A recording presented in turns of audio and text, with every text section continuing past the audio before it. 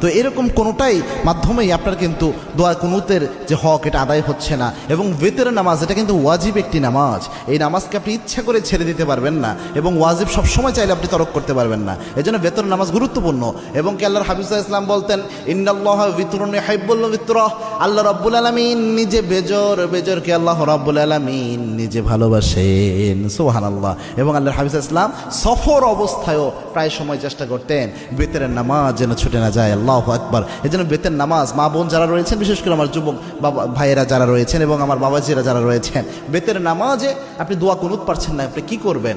প্রথম যদি আপনি দোয়া কুনুত না পারেন তাহলে আপনি যে দোয়াটা পড়বেন, রব্বানা আতিনা ফিদ দুনিয়া হাসানাহ ওয়া ফিল আখিরাতি হাসানাহ ওয়া কিনা আযাবান নার। এই যে আয়াতের একটা অংশ, একটা দোয়া আল্লাহ রাব্বুল আলামিন দিয়েছেন, এই দোয়াটা আপনি প্রথম পড়ার চেষ্টা করবেন। বেতের যে সময়টা এই দোয়া পড়বেন, রব্বানা